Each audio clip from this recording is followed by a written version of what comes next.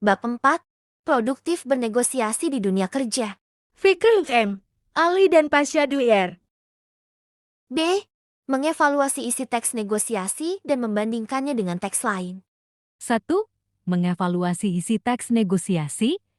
Mengevaluasi isi teks negosiasi berarti melakukan penilaian terhadap teks negosiasi berdasarkan karakteristik dan struktur teks negosiasi. Dalam hal ini, penilaian yang dilakukan terhadap isi teks negosiasi berfokus pada bagian pengajuan, penawaran, dan persetujuan. Mengevaluasi teks negosiasi harus dilakukan secara cermat dan objektif apa adanya sehingga menghasilkan penilaian yang valid dan dapat dipertanggungjawabkan. Langkah-langkah mengevaluasi teks negosiasi yaitu A.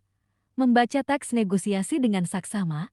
Aktivitas membaca merupakan fondasi dalam melakukan evaluasi dengan baik. Oleh karena itu, kecermatan dalam membaca sangat diperlukan agar teks dapat dipahami secara utuh. B. Memahami isi pengajuan, penawaran, dan persetujuan. Bagian inti dari teks negosiasi adalah pengajuan, penawaran, dan persetujuan. Melalui bagian ini, akan tergambar proses negosiasi, mulai dari penyampaian tujuan hingga proses mencapai kesepakatan. C. Mencermati penggunaan bahasa. Penggunaan bahasa memiliki peran yang sangat penting dalam sebuah negosiasi. Tercapainya kesepakatan akan bergantung pada bahasa yang digunakan.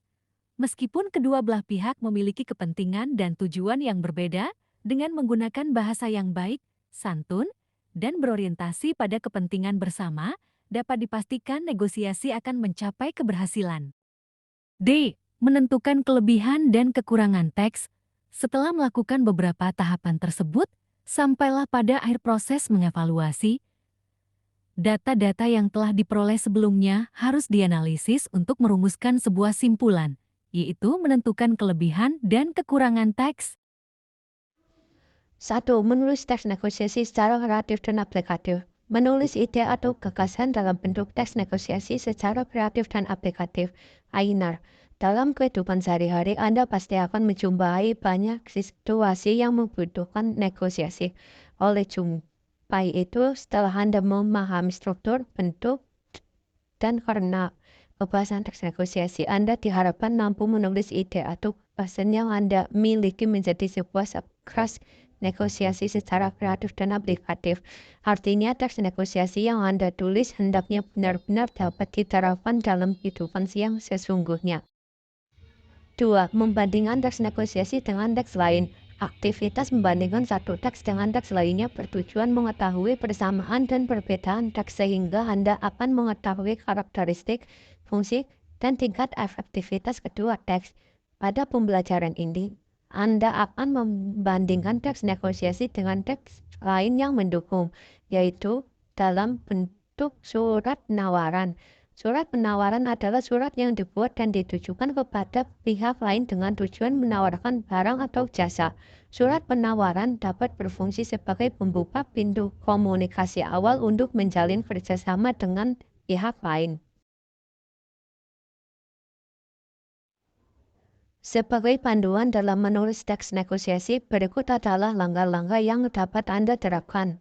1. Menentukan tema atau topik teks negosiasi. Rumuskan beberapa tema yang mungkin dapat Anda tulis menjadi teks negosiasi.